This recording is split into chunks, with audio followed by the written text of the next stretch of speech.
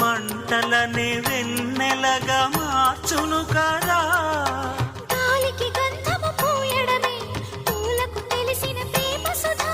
రాలిన పూల జ్ఞాపకమే కాలం చదివే ప్రేమ కథ.